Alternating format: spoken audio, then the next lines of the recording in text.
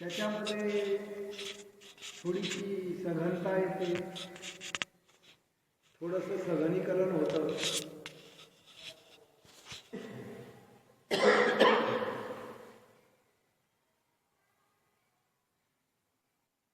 वैयक्तिक असा मीपणाचा आभास निर्माण होतो.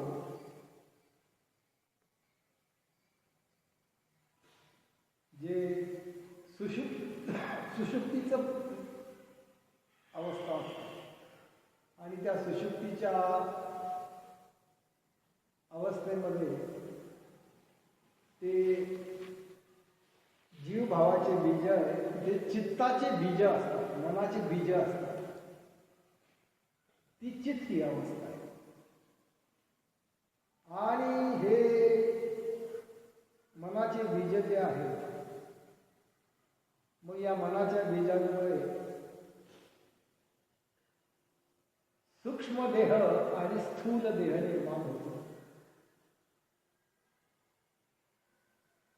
आणि चित्तामुळे जो सूक्ष्म शरीराचा आणि स्थूल शरीराचा भास होतो, ते जे आपण ज्याला जन्म मरणाचं चक्कर म्हणतो, असा जन्ममरणाच्या खेळाला आनंद असे म्हणतात. ही गंमत चालू आहे. तर असं सच्चिदानंद ही अस्तित्वाची प्रक्रिया आहे. सामान्यपणे असं मानलं जातं की त्या शेवटच्या तत्वाचे तिन्ही गुण आहेत आणि ते शेवटच्याच तत्वात ठेवले. तर शेवटचं तत्व जे आहे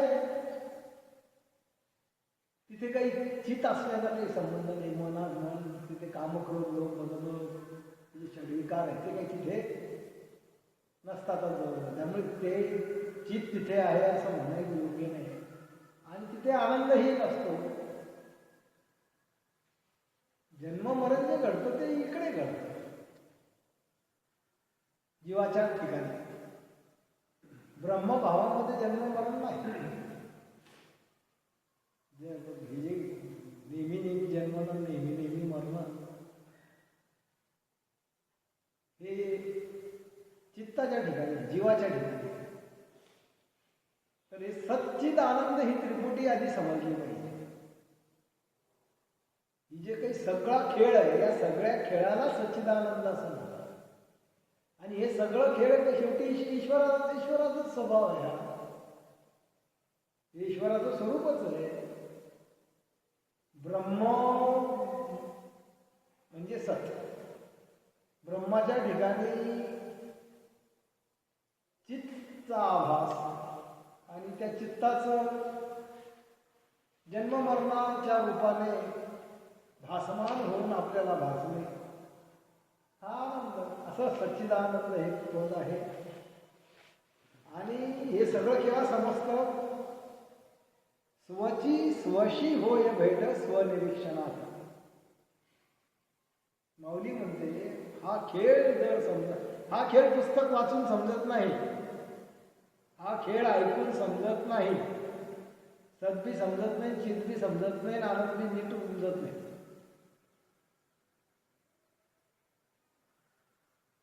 पण आपणच जर आपलं निरीक्षण केलं,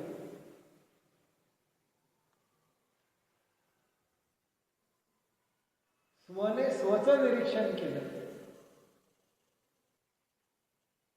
सध्या कसं आहे, आपण एक खोटा स्व, भ्रामक स्व बरोबर घेऊन फिरतो आणि शरीराला स्व समजतोय, आपण मनाला स्व समजतोय. हे अज्ञान आहे. अजून आपल्याला खरी गोष्ट माहितीच नाही. आणि आपण अज्ञानात असल्यामुळे मग आपल्या सगळे विचार, आपल्या सगळ्या कृती, आपल्या सगळ्या मान्यता या अज्ञानातूनच आहेत सगळ्या. आपल्याला जे जे काही वाटतं ते अज्ञानातूनच आहे. कारण की मूळ अज्ञान आपल्या ठिकाणी आहे. स्वतःला काहीतरी एक अलग थलग जीव समजणे हे अज्ञान आहे. आणि जोपर्यंत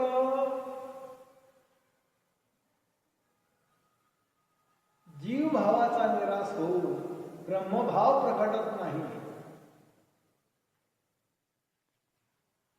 तोपर्यंत शरीर म्हणजेच मी हा भासही संपत नाही. आणि जर तुम्हाला आपल्याला सगळ्यांना शरीर म्हणजे मी असं वाटत असेल तर मग सगळे विचार त्या मूळ ठिकाणून दिसूनच निघतात.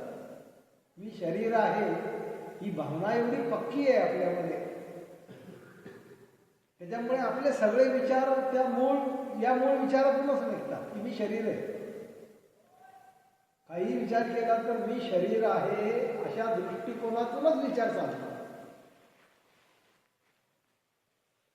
कोणत्याही गोष्टीचा निर्णय घ्यायचा असला, कोणती काही करायचं असलं, कोणतीही काही कल्पना करायची असली, कृती करायची असली तर पहिलं मी शरीर आहे अशी भावना पक्की आणि तिथूनच मग कारवाई सुरू होते.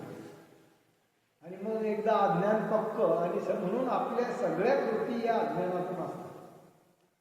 आपण जो काही विचार करतो, आपण जे काही कल्पना करतो, आपण जी काही बुद्धी लढवतो ते सगळं अज्ञानातून चालतं. कारण अजून आपल्याला माहितीच नाही आपण कोण आहे आणि आपण गैरसमज करून घेतलेला आहे की आपण शरीर आहोत. आणि जोपर्यंत आपल्याला हा भ्रम आहे तोपर्यंत आपल्या कृती सगळ्या तशाच चालतात आणि त्याला काही इलाज पण नाही. त्याला इलाज नाही. त्याला इलाज एकच, तुम्हाला ब्रह्ममयता अनुभवाला यावी लागेल. नुसतं तुम्ही मानलं मी ब्रह्म आहे तरी काही उपयोग होत नाही. नुसतं मान्यता काहीच कामाची नाही, वाचून काहीच कामाचं नाही, ऐकून काहीच कामाचं नाही. तर त्यासाठी तुम्हाला साधना शिकावी लागेल आणि ती साधना मी इथे सांगितलेली आहे, स्वनिरीक्षण. आणि म्हणून ध्यान तुम्ही शिकलं पाहिजे. तुम्हाला ध्यान का सांगतो मी, हे कितीही ऐकलं तुम्ही, कितीही पुस्तक वाचलं तुम्हाला ब्रह्म समजत नसतं.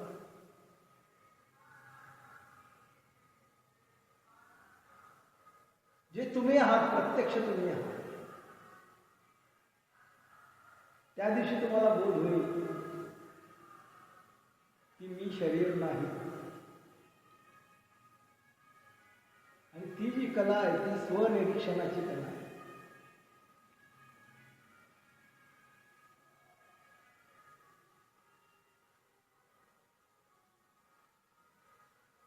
आता हे स्वनिरीक्षण काय असतं?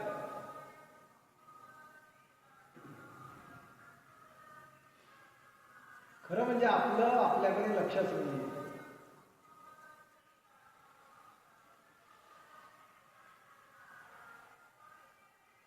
आपल्या सगळ्यांना जे मी आहे असं वाटतं, हा स्वचा भास जो होतो त्याच्याकडे लक्षच नाही कोणाला. हा स्वचा भास म्हणजे काय? हा द्रष्टा आहे.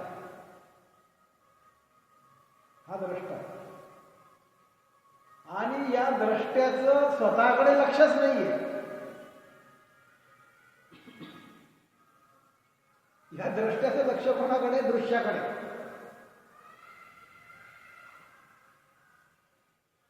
जे दिसतं, कानाला ऐकू येतं, नाकाला वास येतो, पाचही ज्ञानेंद्रिय, मन